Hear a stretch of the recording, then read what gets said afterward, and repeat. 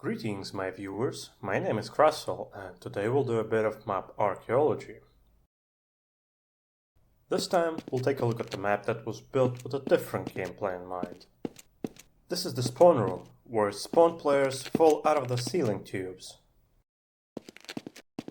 It's an old map, and it shows. The file on my hard drive is dated 17th of August 2009, and the map is probably older by a year or two.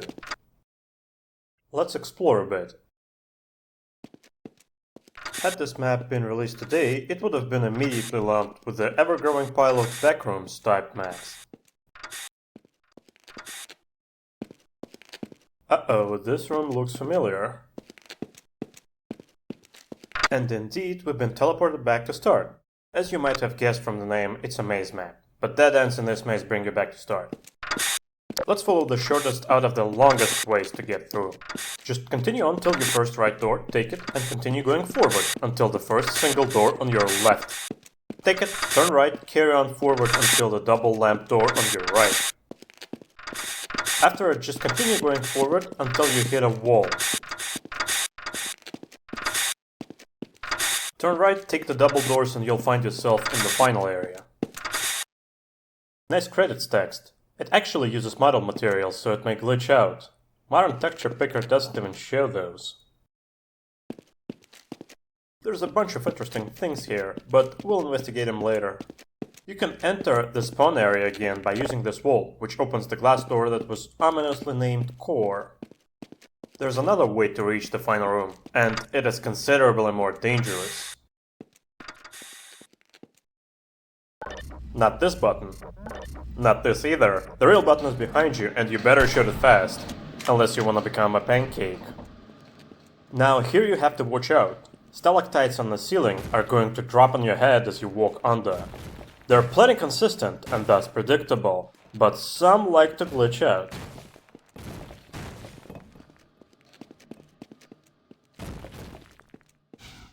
That puts the danger behind us.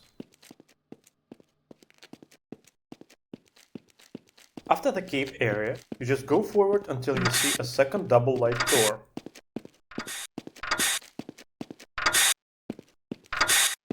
But when you see it, don't take it, instead take the left door, turn right and enter the double doors.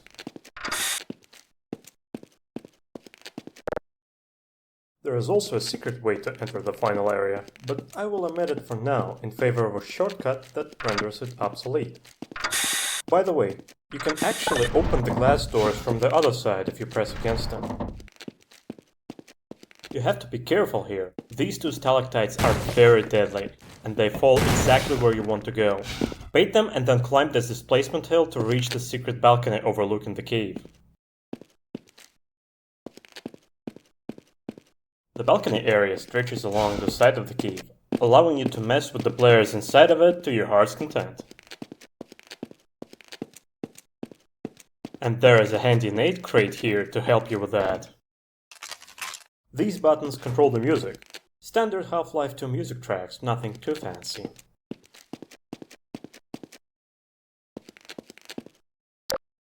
These buttons control the crusher traps. Let me magically fix the hazy glass so we can see what's going on. That's better, isn't it? So, the left one crushes with floor, middle one is for ceiling, and the right one for both.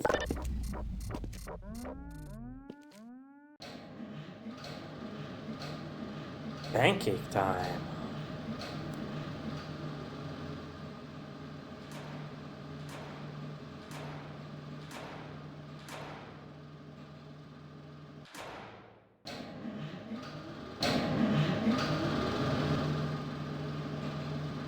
Mesmerizing. Let's move on.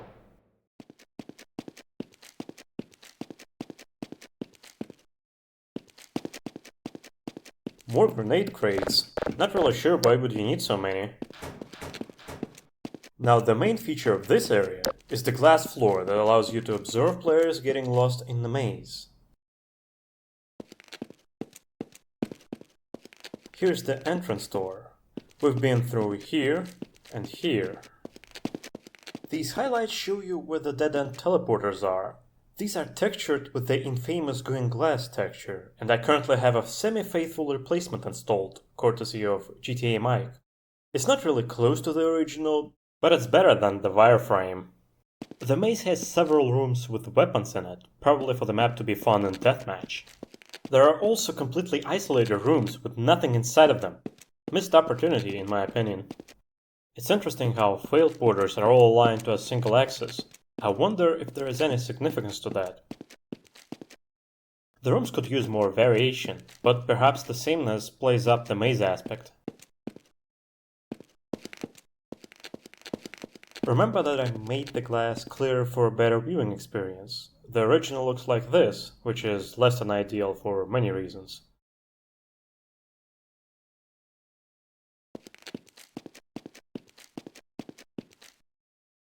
Here's the exit from the cave area, as it may be evident from the sloppy displacements. And this is another room with an RPG. It is particularly deadly in closed spaces of this map. There is one last secret to this map, a super secret as this map calls it. The entrance is right below the sign. And to access it, you have to jump and press a button mid-air. It is trickier than it looks.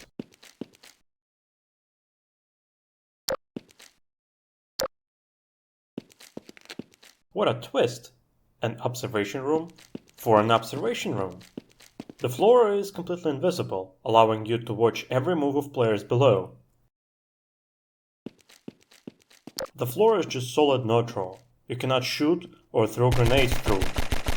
For all intents and purposes, you're an impartial observer while inside this room. Nevertheless, secretly spying on players is very fun in a way.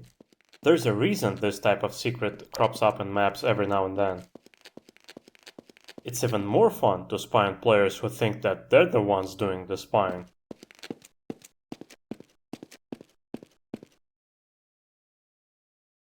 This tube is your way out of here.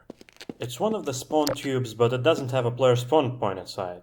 Pressing the lower switch opens up the iris door to drop you down, and pressing the top switch teleports you back to the final area, somewhat inconspicuously. Overall, it's a curious and fun little map, even though it belongs to an often hated maze type. It would be fun to play a polished and slightly bigger version of this map, but as it stands now, it oddly feels both finished and unfinished, as if there was more to it but it got left out. And my findings actually corroborate that. But more on that in the trivia section, which will start now. This map originally had a different name, a room with 250 doors. Perhaps their name was in order, considering the fact that the map only has 184 doors. How did I know the original name? Well, I looked at the Cubemaps. Well, that explained precisely nothing, now did it? Alright, bear with me for a second, since it's gonna be a little bit of a long-winded explanation. When you compile Cubemaps for a map, the game creates a set of special materials for each of reflective surfaces particular Cubemap sees. Said materials get immediately packed into the map, so most of the time mappers are none the wiser. But if you inspect any of the world-spawned surfaces with reflective materials, then you can see that the path to the material includes the original name of the map, or at least one it had at the time of Cubemap compilation. It's a neat trick to tell that the map was renamed somewhere down the line. You can rarely spawn in the cave room. For reasons unknown to me, the game just didn't want to pick this respawn point for a long time, despite chance technically being 1 out of 6. And now for the made-a-secret way inside the final room. All you gotta do is stand in this corner and use the floor. What's interesting is the illusory wall we just passed through is also a door.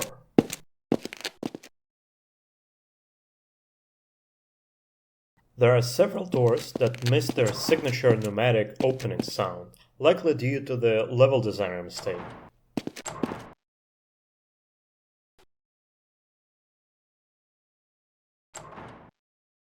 Additionally, many doors cause double doors at spawn to open, likely caused by copying these doors willy-nilly without removing their original outputs. Now that you've seen the map, you will probably agree with me in assessment that the mappers weren't that experienced. The map quality isn't exactly stellar, the brushwork is simplistic at best, displacements are no better, detailing is non-existent, and the map has been clearly compiled with a leak. However, if we take a look at the spawn room logic, we'll see that it uses somewhat advanced features like exclamation mark activator to update player's damage filter and apply the obscure ignore fall damage input. This is not something that you learned right at the start of making maps. In fact, most mappers never dabble in advanced entwork. If we dig a little deeper, we'll see that the damage filter mentioned does not actually exist, and the trigger multiple that runs these outputs has cart as a parent name, and that's not an entity that exists within the map. It additionally has a speed key value, not typically found in a trigger, which adds to the mystery. What does it tell us? Well, it's likely that this trigger setup was taken from some decompiled map, one that would feature aforementioned cart. That got me intrigued as to what map was the originating one, but unfortunately my search has turned up nothing. There's a bit of leftover content that was likely cut during the development or got otherwise forgotten. Namely, there is a feature in the map that cannot be activated via normal means.